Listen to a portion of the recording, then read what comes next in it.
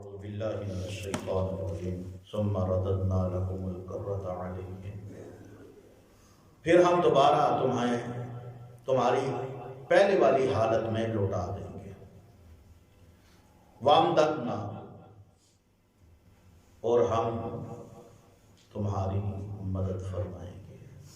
یا ہم نے تمہاری مدد کی بِأَمْوَالٍ وَبَنِينَ، مال کے ساتھ اور بیٹوں کے ساتھ، یعنی بیٹے اور مال دوبارہ عطا کر دی۔ وَجَعَلْنَاكُمْ أَكْثَرَ نَفِيرًا، اور پھر ہم نے تمہاری نفری بھی زیادہ کر۔ اللہ تبارک و تعالی نے بنی اسرائیل کے عروج اور زوال کا ذکر کیا ہے۔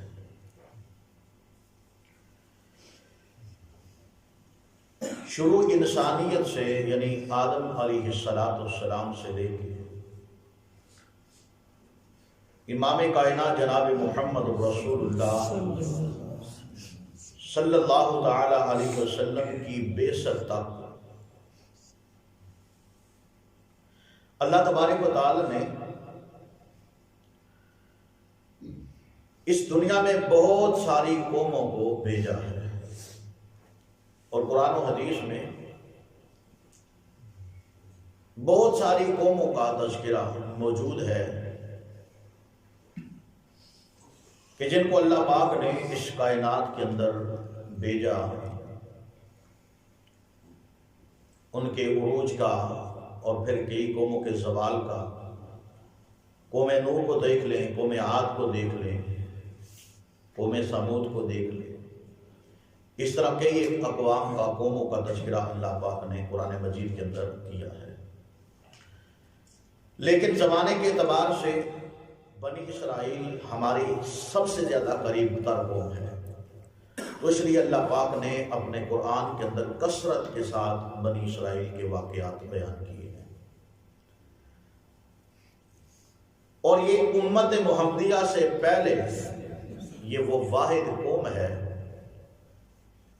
کہ جس کو اللہ پاک نے سابقہ تمام قوموں کے اوپر برتری اور فوقیت عطا فرمائی ہوئی۔ بنی اسرائیل یہ اولاد یعقوب میں سے ہے، اور اس کو اللہ پاک نے منتخب کر لیا تھا، اس کا چناؤ کر لیا تھا۔ قرآن مجید میں اللہ پاک نے پہلے پارے میں بنی اسرائیل کے متعلقہ، اس کی فضیلت کے متعلقہ اللہ پاک نے فرمایا، آیت نمبر سورہ بقرہ کی 47،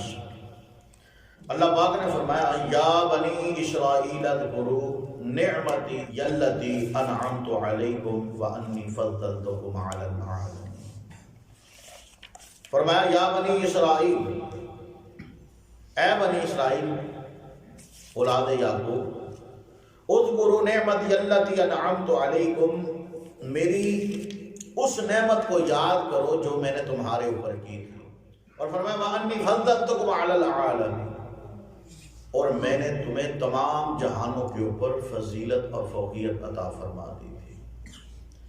اب قرآن مجید کا یہ مقام بنی اسرائیل کے زمانے کے اعتبار سے دیکھیں تو حقیقتاً بنی اسرائیل کو اللہ پاک نے سارے جہانوں پہ فضیلت دے رکھی تھی۔ ویسے نہیں اتنا پروٹوکول ملا، ویسے نہیں اتنی شان اور عظمت ویسے نہیں ملی کہ اللہ پاک نے ان کو دنیا کے اندر جو دیا تھا، اپنی نعمتوں کی برکہ جو ان کے اوپر نازل کی تھی، اور مخصوص نعمتیں آج تلک کسی قوم کے حصے وہ نعمتیں نہیں آئی ہیں اس دنیا کے اندر۔ موٹی سی مثال لے لیں کہ اللہ پاک نے ان کے لیے اس دنیا میں رہتے ہوئے کھانا اور پینا اللہ پاک نے آسمانوں سے غیبی طور پہ بغیر محنت کے، بغیر مشقت کے، بغیر تگ و دو کے اللہ پاک نے ان کے کھانے کا بھی انتظام فرما دیا۔ وہ ایسی بے حس اور ایسی نافرمان قوم تھی کہ اتنا کچھ ملنے کے باوجود اس نے جو دنیا کے اندر ظلم کیا، جو دنیا کے اندر فتنہ برپا کیا، تاریخ کے اندر پھر ان کے فتنوں کی بھی مثال نہیں ملتی کہ ان ظالموں نے اس قدر سنگ دلی کا اظہار کیا کہ اپنی ہی غلطیوں کی وجہ سے، اپنے ہی گناہوں کی وجہ سے اپنی ہی بدعمالیوں کی وجہ سے پھر اس غالب قوم کو اللہ پاک نے مغلوب کر دیا۔ یہ تھوڑا بڑا گناہ تھا کہ وہ گناہوں کی دلدل میں اس قدر دستے چلے گئے اور سب سے گناؤنا جرم جو گناہ ہے وہ شرک ہے، اور انہوں نے شرک بھی شروع کر دیا تھا۔ اور یہاں تک بس نہیں، انہوں نے پیغمبروں کی نافرمانی بھی کی، اور نافرمانی تک ہی صرف بس نہیں بلکہ انہوں نے ان معصوم لوگوں کو، پیغمبروں کو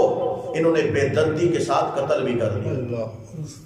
اتنے بڑے بڑے جرم ان بنی اسرائیل والوں نے کیا۔ اب اندازہ لگائیں، پھر اللہ پاک نے جب ان کے اوپر عذاب کا کوڑا برسایا، پھر چشم فلک نے وہ منظر دیکھا کہ تاریخ حیران ہے کہ بنی اسرائیل جس کو اللہ تبارک و تعالیٰ نے عروج اور مرتبہ مقام جو پہلے گزر چکی ہے بات کہ اللہ پاک نے تمام جہانوں پہ فضیلت دے رکھی تھی۔ اور یاد رکھیے ایک سوال ذہن کے اندر کہیں اس کا جواب رہ نہ جائے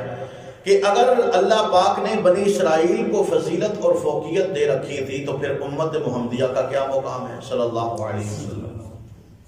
اس امت کا کیا مقام ہے؟ یاد رکھیے، میں پہلے یہ لفظ دہرا چکا ہوں، یہ بات دہرا چکا ہوں کہ اس امت سے پہلے اللہ پاک نے بنی اسرائیل کو تمام جہانوں پہ چن رکھا تھا۔ اس کا مقام، فضیلت، فوقیت یہ سابقہ امتوں کے اوپر ہے، لیکن جہاں تک سوال ہے امام کائنات جناب محمد رسول اللہ صلی اللہ علیہ وسلم کی امت کا، تو اللہ پاک نے جو تغمہ امت محمدیہ کے نام اللہ پاک نے قرآن مجید کے اندر سنہری حروف سے جو عطا کیا ہے، فرمایا وہ تغمہ کون سا ہے؟ کنتم خیر امت اخرجت للناس تأمرون بالمعروف وتنہون عن المنکر۔ اللہ پاک فرماتے ہیں کہ اب وہ جو میڈل، گولڈ میڈل، جو تغمہ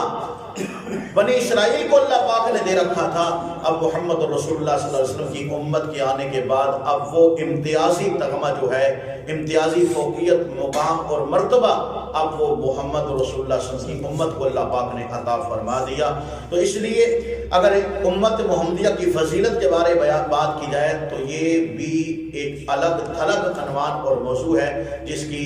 قرآن و سنت میں انتہائی تفصیل موجود ہے۔ تو بہرکیف بنی اسرائیل کے حوالے سے کہ اللہ پاک نے ان کو کس طرح آزمائش کے اندر مبتلا کیا، کس قدر عروج سے زوال کی دلدل میں دسا، اللہ تبارک و تعالیٰ نے یہاں پہ اشارتاً اس قوم کی بے حسی اور بے بسی کا ذکر کیا ہے۔ واقعہ کچھ اس طرح ہے کہ تاریخ کے اندر ایک ظالم بادشاہ گزرا ہے جسے جالود کہا جاتا ہے۔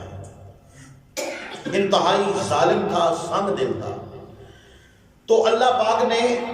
نظام ہی کچھ اس طرح بنا دیا کہ بنی اسرائیل جب حد سے بڑھ گئے، اور موسیٰ علیہ السلام کے بعد، جو کہ موسیٰ علیہ السلام کا واقعہ ہم نے پچھلی صورت کے اندر ہم پڑھ چکے ہیں کہ موسیٰ علیہ السلام جب وہ مدین سے واپس مصر کے اندر آئے، پھر مصر کے اندر فرعون کو للکارا، پھر فرعون نے مقابلے کے لیے جو جادوگروں کو اکٹھا کیا، پھر اس کے بعد جب فرعون کو ذلت کا سامنا کرنا پڑا، پھر موسیٰ علیہ السلام کے تعاقب میں جب فرعون اور اپنے لاؤ لشکر کو لے کے موسیٰ علیہ السلام کے پیچھے گیا، اللہ پاک نے اسی پانی سے موسیٰ کے ماننے والوں کو بچا کے دکھایا، اور اسی پانی کے اندر اللہ پاک نے فرعون اور اس کے لاؤ لشکر کو غرق کر کے دکھایا۔ پھر اس کے بعد بنی اسرائیل کے اوپر اللہ پاک نے کئی قسم کی رحمتوں کی برکہ نازل کی، خوشحالی کی زندگی گزارتے آخر ایک وقت وہ بھی آیا کہ یہی عروج پانے والی بنی اسرائیل کی قوم، اللہ پاک نے پھر ان کے گناہوں کی وجہ سے جب انہوں نے شرک شروع کیا، پیغمبروں کی نافرمانی شروع کی، اللہ پاک نے پھر ان کو ذلیل و رسوا کیا، اور اس حد تک اللہ پاک نے ان کو پستگی کے اندر دھکیل دیا، ذلت کے اندر دھکیل دیا کہ جالود جو وقت کا ایک جابر اور ظالم بادشاہ تھا، اس نے چڑھائی کی اور بنی اسرائیل کے اوپر حملہ کر دیا، اور یہاں تک کہ ان کے گھروں کی جو عزتیں تھی ان عزتوں کو بھی پامال کیا۔ پھر آخر کیا ہوا؟ یہ طالوت علیہ السلام کے دور کا واقعہ ہے۔ جالوت یہ ظالم تھا، اور طالوت بعض کہتے ہیں یہ نبی تھے، اور بعض کہتے ہیں کہ یہ ولی اللہ تھے، نیک اور مخلص انسان تھے۔ مورخین کہتے ہیں کہ طالوت علیہ السلام نے اعلان کیا کہ بھائی جو جالوت کا مقابلہ کرے گا اسے میں اپنی آدھی سلطنت کا مالک بنا دوں گا، آدھی بادشاہ اس کے حوالے کر دوں گا جو اسے قتل کرے گا۔ اور اس کے ساتھ ساتھ ایک اور پیش رفت تھی کہ میں اپنی بیٹی کا نکاح اس سے کر دوں گا۔ اب اس حوالے سے آپ دیکھیں تاریخ کے اندر قرآن مجید میں ایک نام ہے، ایک نبی جناب حضرت داؤد علیہ السلام، اللہ پاک نے بڑی شان اور بڑا مرتبہ عطا کیا۔ یہ نا ابھی تقریباً چڑھتی جوانی جسے کہتے ہیں، ابھی جوانی کی عمر میں تھے، تو حضرت داؤد علیہ السلام کے دل میں ایک جذبہ پیدا ہوا کہ میں جالوت کا مقابلہ کروں گا۔ اور کہتے ہیں وہ سنگ دل بادشاہ پرانے وقتوں میں نا جسم کے اوپر سارا لوہے کا لباس پہن کے لوگ جنگ کے لیے نکلا کرتے تھے، یہ لباس ہوا کرتا تھا مخصوص۔ اور کہتے ہیں اس کے سر کے اوپر، جالوت کے سر کے اوپر جو ایک ٹوپی نما خول تھا لوہے کا بنا ہوا، وہ انتہائی زیادہ مضبوط تھا، جو اپنے تحفظ کے لیے اس نے رکھا ہوا تھا۔ بہرکیف اللہ تبارک و تعالیٰ نے اشارتاً اس واقعے کو سورہ بقرہ میں بھی بیان کیا ہے، اور اللہ تبارک و تعالیٰ نے سورہ بقرہ کی آیت نمبر 248 249 یعنی کہ اس کے آگے اور پیچھے جو آیتیں ہیں وہ اسی واقعے کو بیان کرتی ہیں۔ مختصراً جناب حضرت داؤد علیہ السلام کی جو فوج تھی وہ طالوت علیہ السلام کی معیت میں اللہ تبارک و تعالیٰ نے اس فوج کو جالوت کے خلاف چڑھائی کا حکم دیا، اور یہ نظام قدرت تھا۔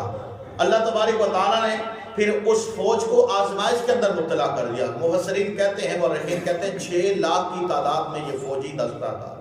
جو جالوت کے خلاف چڑھائی کے لیے نکلا تھا۔ اللہ تبارک و تعالیٰ نے فرمایا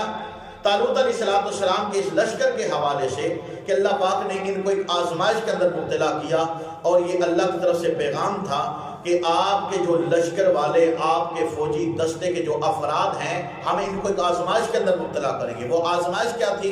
کہ ایک نہر کے پاس سے جب ان کا گزر ہوگا تو ہم اس نہر کے پاس سے گزرتے ہوئے ان کو اتنی پیاس کے اندر مبتلا کر دیں گے، جب پیاس لگے گی تو ان کے اوپر پانی پینا جو ہے اس کی قید لگ جائے گی کہ پانی نہیں پینا۔ ہاں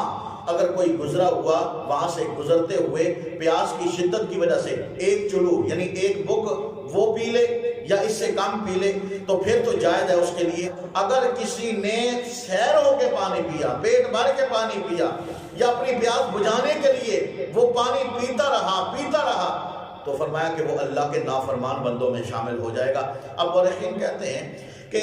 6 لاکھ میں سے 313 کی تعداد یعنی کہ چند ایک افراد، لاکھوں کی تعداد میں سے چند ایک افراد نے جناب طالوت علیہ السلام کہ اس پیغام کے اوپر عمل کیا،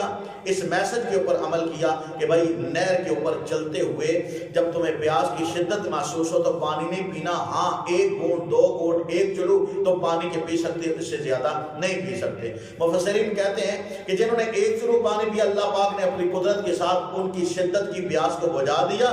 اور جو مسلسل پانی پیتے گئے جتنا وہ زیادہ پانی پیتے گئے اتنا ہی زیادہ ان کو پیاس کی شدت نے ستایا اور ان کی پیاس